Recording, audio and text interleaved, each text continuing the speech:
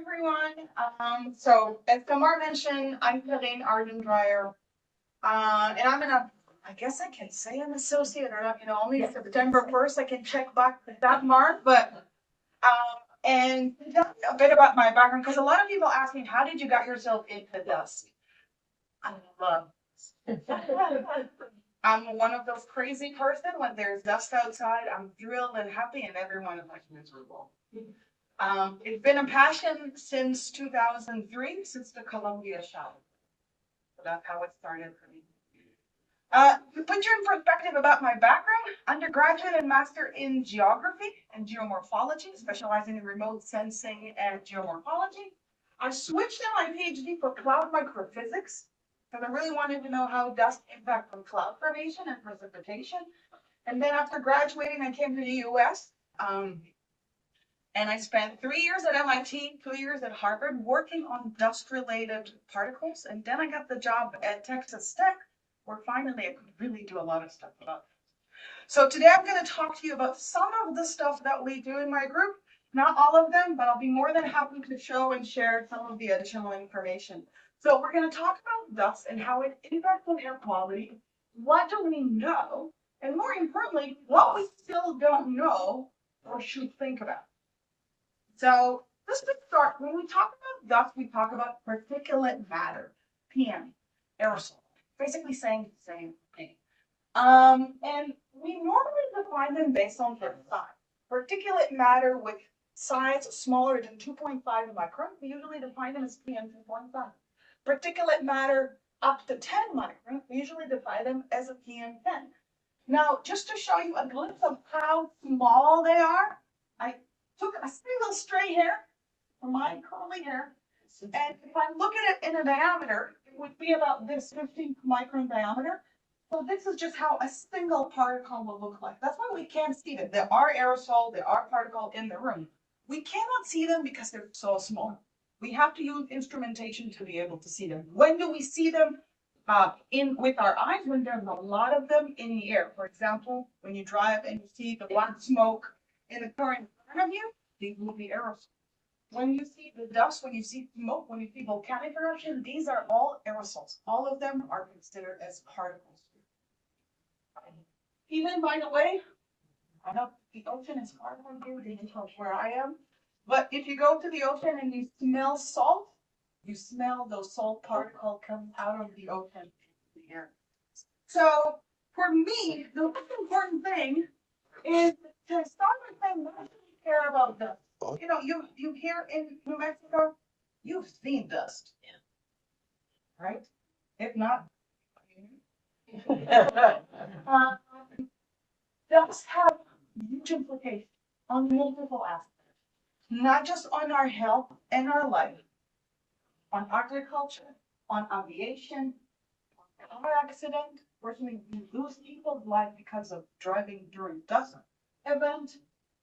A lot of impact, and also on cloud formation.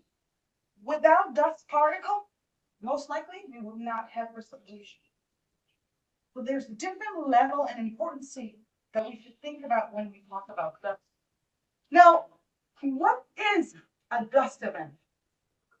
It's basically a meteorological phenomenon when we have strong winds that uplift dust into the air.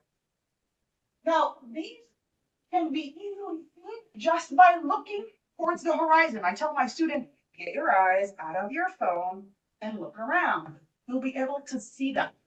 If you see for a distance, for example, if you stand here in Albuquerque and you see the mountains, you know the visibility is good. If you cannot see it, something is blocking your view, these are aerosol particles. In some cases here, there might be dust that are in the air and just blocking your visibility and your ability to see. And just two examples, one from Lubbock on a dusty day and a clean day, and one from Tel Aviv on a dusty day and a clean day. And dust is not, something that is only common in New Mexico or Texas. It's common in many places around the world.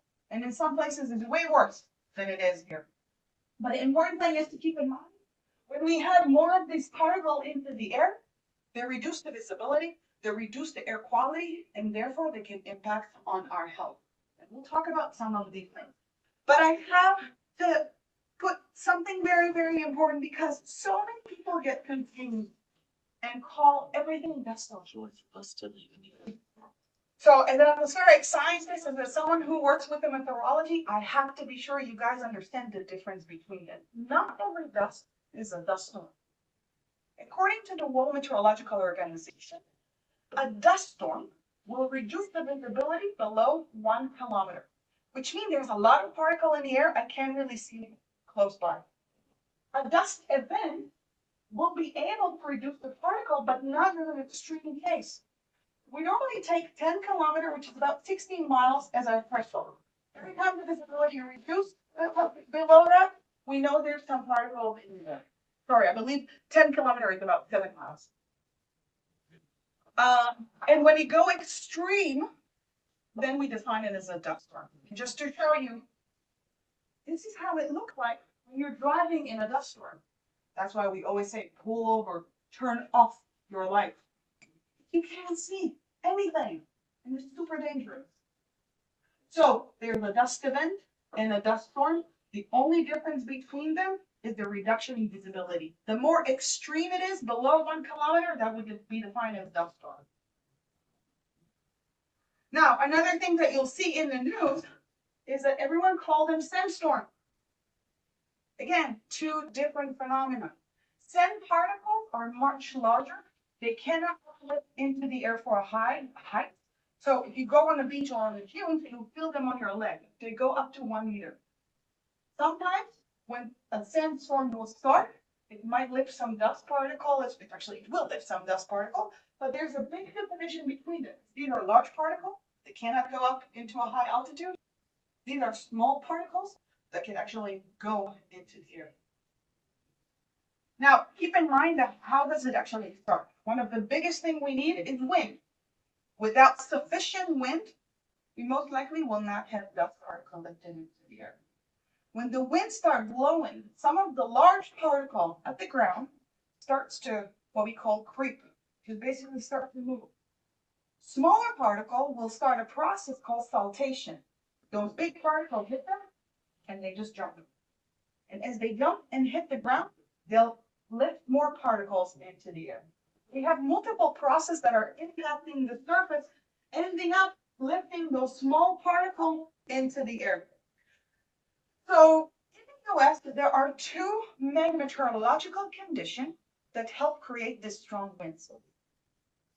One of them is synoptic phenomenon, which is basically a large-scale meteorological condition when we have a front or cyclone that come back, and they will be able to create the strong winds.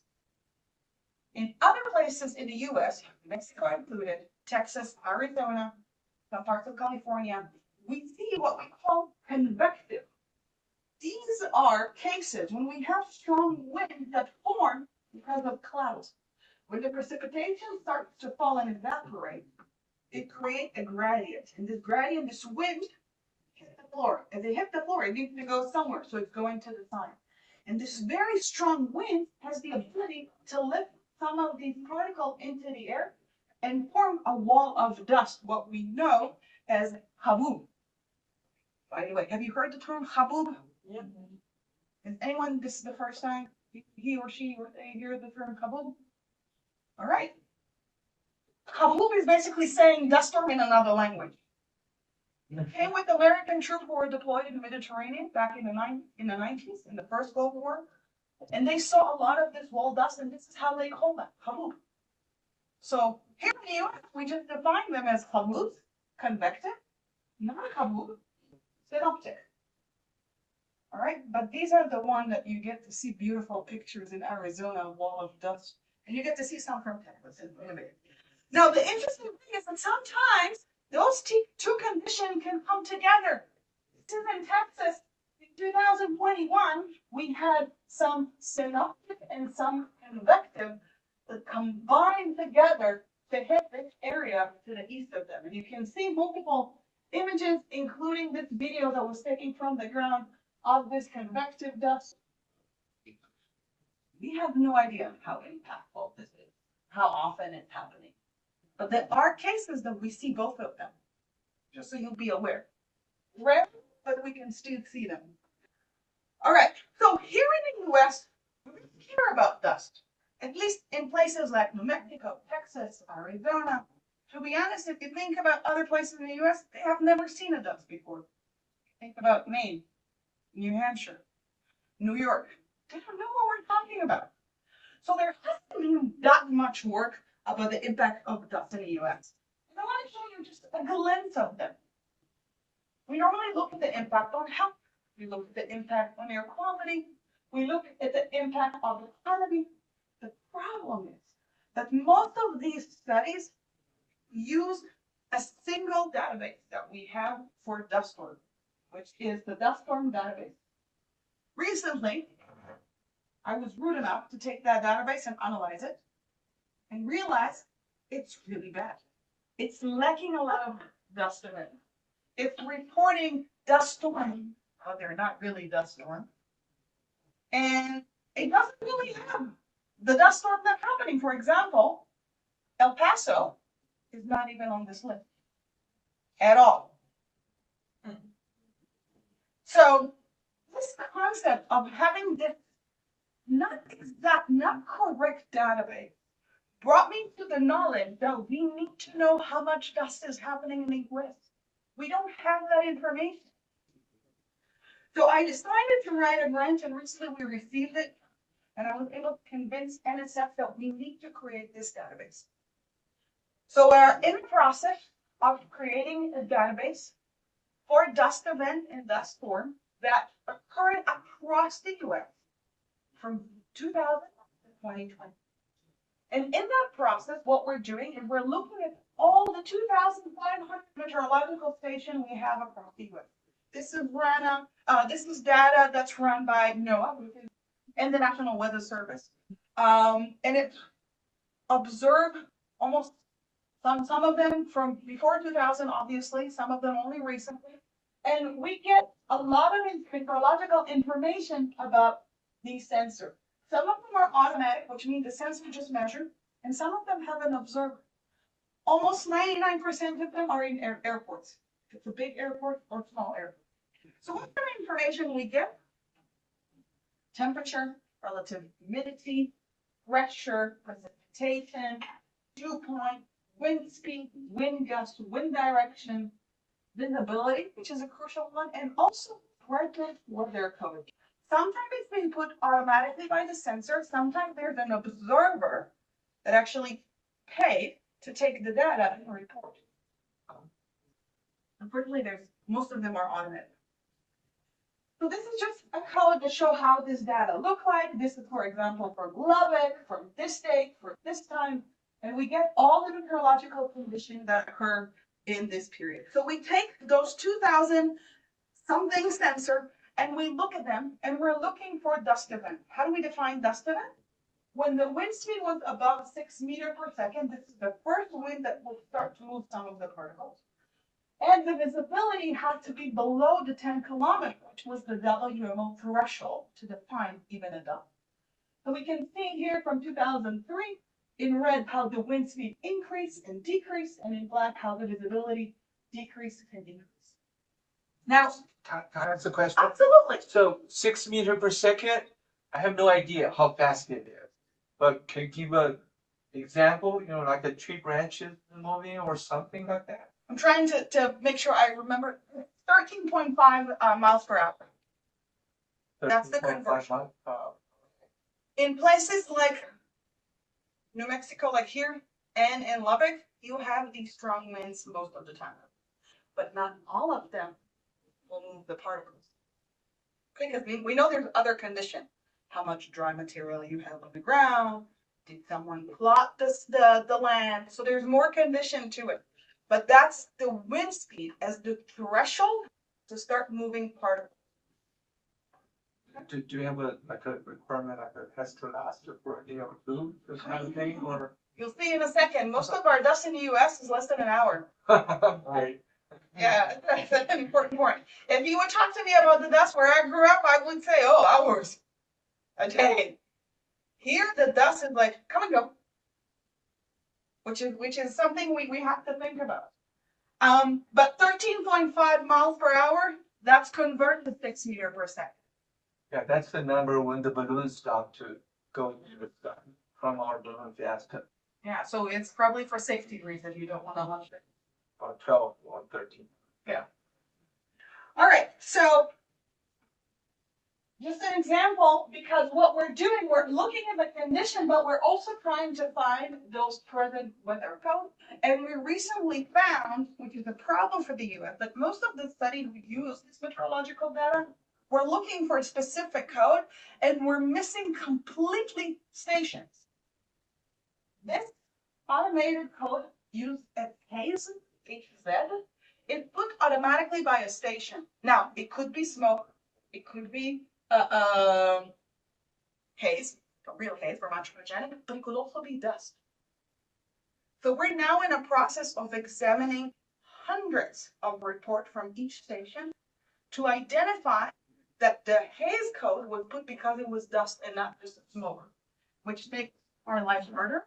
But we have to be precise and make sure we're using the correct numbers. So how do we do that? Every date that we have report that we suspect this was a dust, we go and check satellite. We go and check, are there any air quality measurement nearby? Did they see an increase in particulate matter?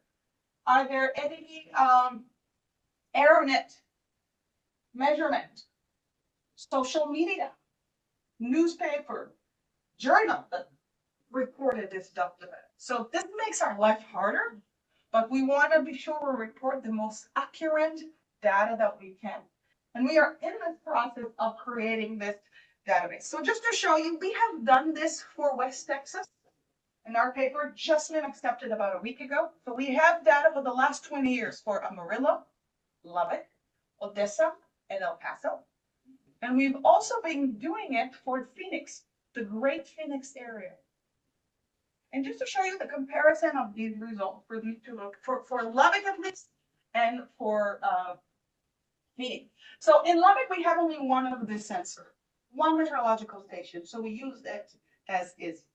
For the Great Phoenix area, there are multiple meteorological stations around the area. Most of them are automatic.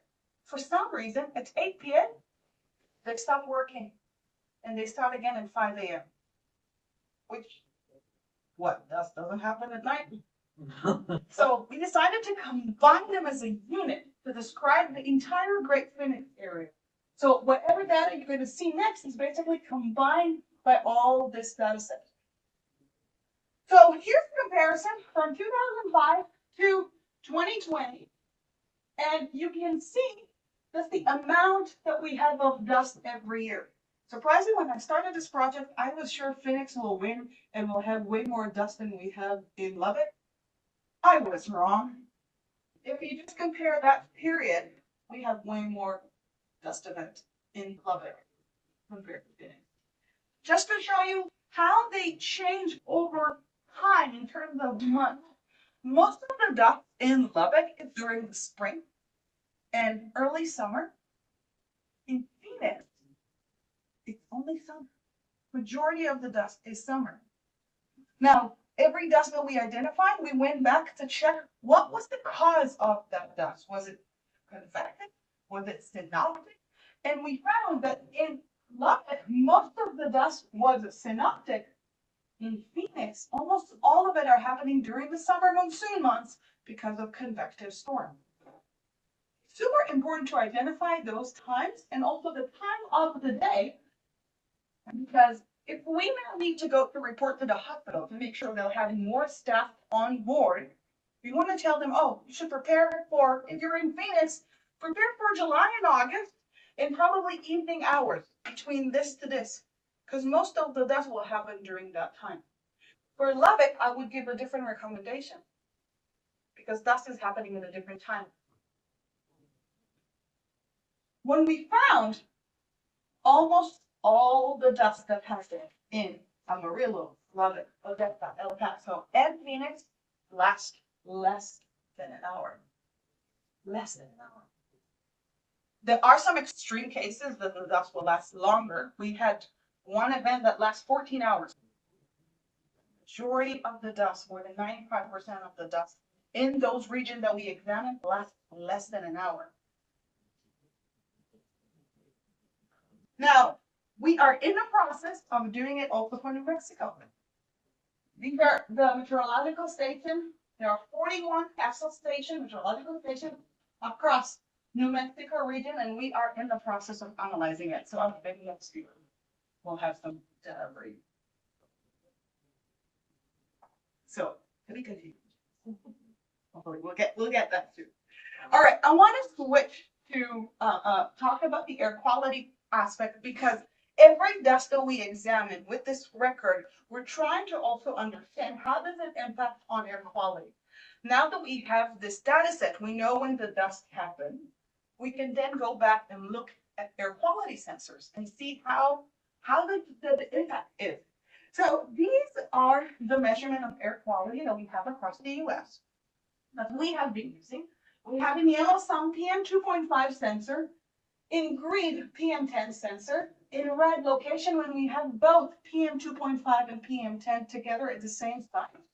And in purple, some of improved network. Improved network is a network that measures particulate matter for 24 hours, but they're not measuring every day.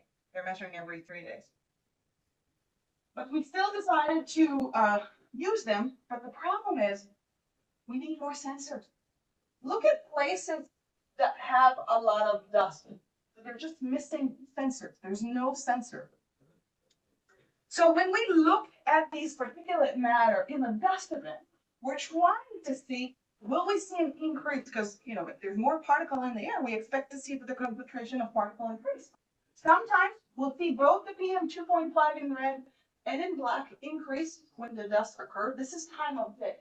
The peak was 16 or 6 p.m. But this is in the range of the dust, relatively short. This case, we see that they're only large particle, but the small particle PM2.5 barely increase. This can tell us something about the size of particles that are available close to that source, close to this dust. These are just a number of sensors that were available in 2020. And I want to show you that when we do have sensor with PM2.5 and PM10 together, very rarely across the US, unfortunately, we can look at the impact of coarse particles, which should be the dust. What we do is we look at the concentration of PM10 minus the concentration of PM2.5, and this tells us the coarse portion of these particles that were in the air. This is for February 26, 2 years ago. You had here a big dust event. We had one of our biggest ones. So we took some of the data, by the way, here is from Oliver. So we're just showing here that if we see an increase in coarse particles, these are just dust. All of this portion are dust. We also can take the ratio between them and thus define as everything lower than 0.35. So all of these cases here are also dust particles. So this is another way for us to look how many particles were in the air, what was their size of these coarse particles. Problem is, as I mentioned, there's very few sensors with these two individuals, PM2.5 and PM10. And as you can see, we're really lacking in regions impacted by dust descent. Another problem, we don't have any sensors. So this dust here, right? It just moved. And here's an example of this is GEOS 16 images where you can see the dust in pink as it moved, and you can see it passed through a region without sensor. Also here. So no sensor, no dust. If we didn't see it, it didn't happen.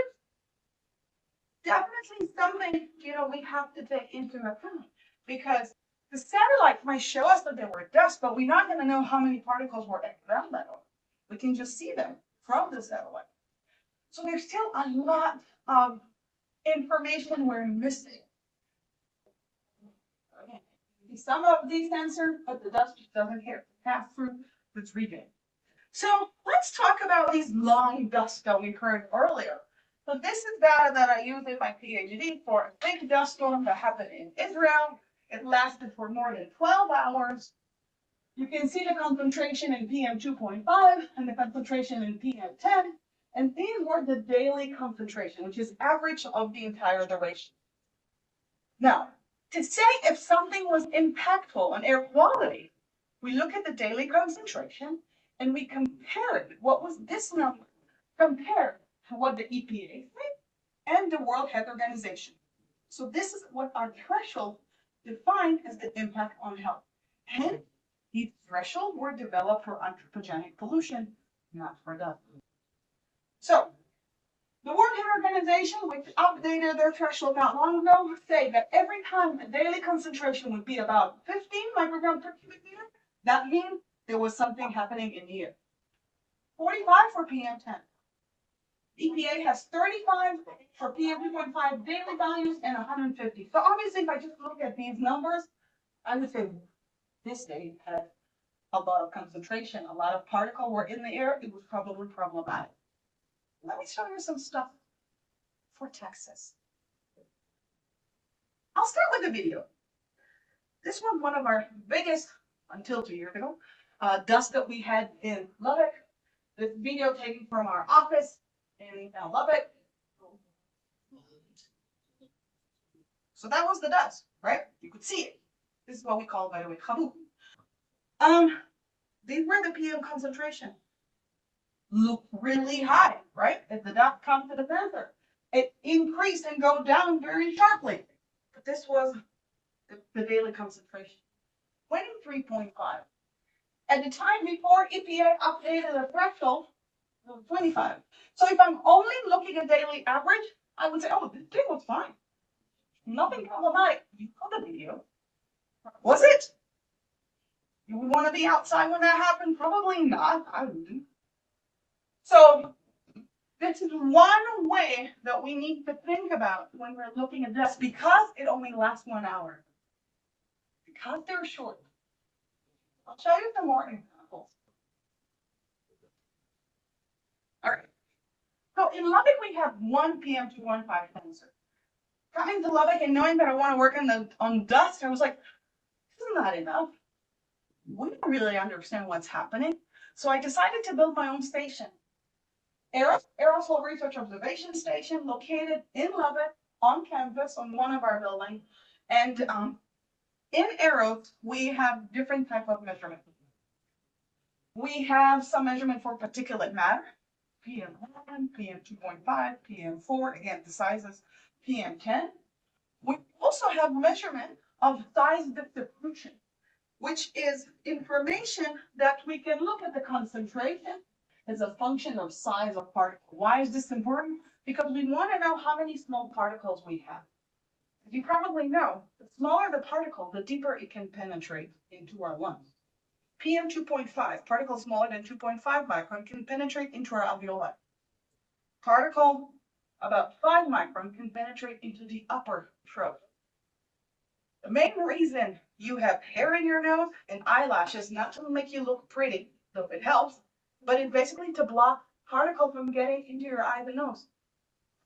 When you are outside in the dust and you have mucus and you want to spit or you cough, these are mechanisms we have in our body to protect us from these particles. So we really wanted to know, how small are these particles during these dust events? And can we capture them?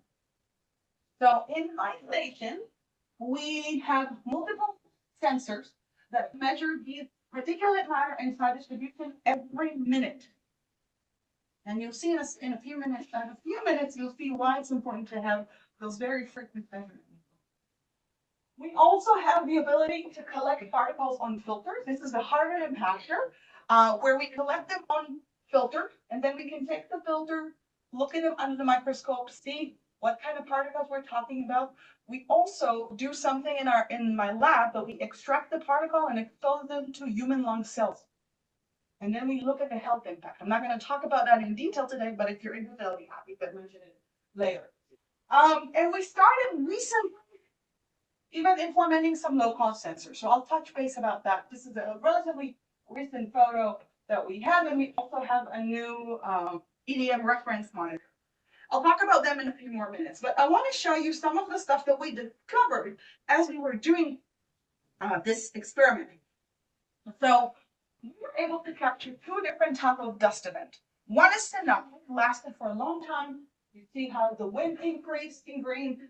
In black, you see how the wind decreased. This is this video of every minute of this just plume of dust continuing. This was happening 2019, and this is how the dust looked from satellite.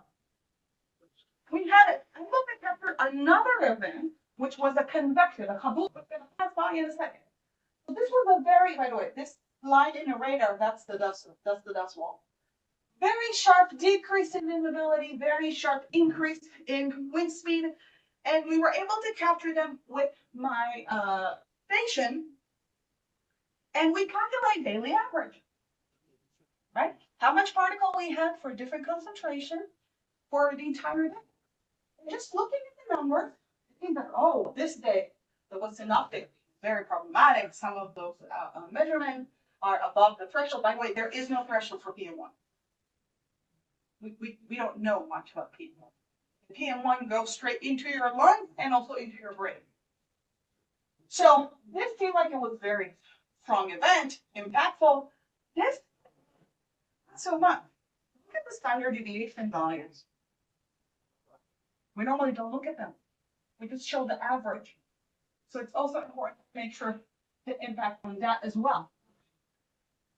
And again, if I look now at the function of time, how the concentration changed over time, or the synoptic that lasts for 12 hours, versus the convective that lasted for 20 hours, I can say, oh, just based on this hourly average of the concentration, PM1, 2.5, and 10, it seems like this dust was more problematic compared to this. It had higher concentration compared to these ones. Keep in mind, 12-hour duration, 20 minutes duration. So with my, knowing what we could do with my station, we can now average it for short duration of only 10 minutes. And now you can see in this conductive event, if you were outside during those 10 minutes, you were exposed to much higher concentration. This is not just the case for Lubbock. These are data that we were able to get from Maricopa County Air Quality, and we're working on a manuscript now to show it.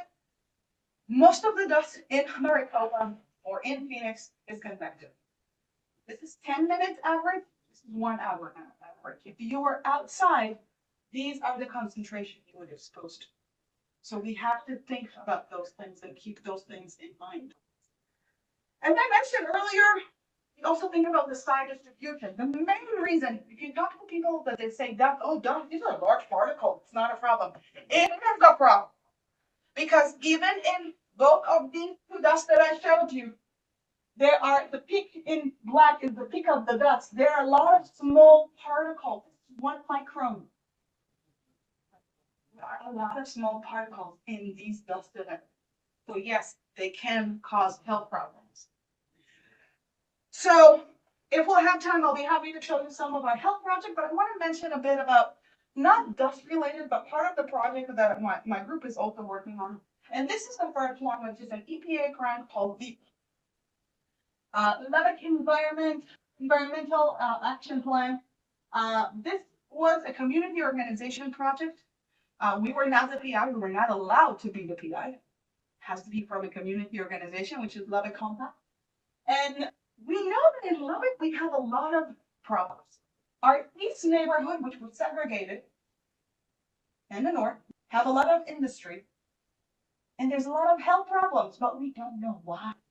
We don't know why there's such a high asthma rate, even closer to the highest in the nation, in Lubbock, in those neighborhoods. So we were able to convince EPA that we need sensors. We need to measure the particulate matter in this neighborhood. So we got the reference monitor. I had all the 42 sensors. We're using Clarity just because, the only reason, they don't require power and they don't require Wi-Fi. When we were thinking about that several years ago, we reached homes of people who were interested or couldn't afford power or internet for those sensors. So we had to go with like the least required sensor. We had them next to my reference center on my station. We just finished the calibration about a week ago. And over the last weekend, start deployment. So this is us deploying the sensor in various locations, even next to our town reference monitor. We have one in my station next to the reference monitor and another one. And this is like an updated map from last night, just showing half of our sensors. We still have half more work to do. We haven't finished deploying all of them, and probably once I get home, we're going to continue doing that. But as you see, we're aiming to deploy the sensor across the city to monitor them for a long duration of time. And once we identify hotspots, we will take sensor and measure those particles and filter, examine them under the microscope and see what are those people breathing. And another project that we have is an NSF project that Tamar asked me to mention. Air Across Texas is the project for high school Latina girls that we're starting in the fall. We're in the process of recruiting high school girls from across Texas, ideally from rural Texas. And the girl will have 6 months of educational where they'll be exposed to basic atmospheric science knowledge. And then the second part of the year, they will have a low-cost sensor. We're planning to use purple air. And they will be able to conduct research with these sensors as they will be located in their house outside. The parents will also be involved in this project. The girl will get stipend for participating in the project. We'll have a week long when they'll come with their parents to learn how to analyze the data, how to present it in a poster, how to write even just the letter application for the university that we're planning to help them. And we're also going to pay for their application to the university. And at the end, in October, they'll come back with the poster they created with their parents and present it on campus in our undergraduate research conference. So we're in a process of recruiting, so if you know anyone in Texas, let them know, show them, because we really want to be sure to get a lot of information. So it's a win-win. Getting more girls into science, but also increasing the knowledge on air quality in places that really don't have any sensors. So with that, if I was able to convince you that this is interesting, feel free to attend our Dana meeting. It's a monthly meeting. I'm the upcoming chair of this board, and we're gathering once a month. We're off for the summer. We have lecture online that you can watch, and we're really trying to bring people who are interested about dust, not the scientists, and bring them together and increase the knowledge and increase the interest, mainly from upper up, to show them that dust is important. Dust is something that we need to think about. So we call Dana Dust Alliance for North America. And we'll just acknowledge, obviously, the agency that sponsors some of this project, CPA, NSF, CH Foundation for our health project, and some of the graduate and undergraduate students who have been involved in the data that I showed you today, because at the end of the day, they are the most important thing because they're doing a lot of the work. And thank you for your attention.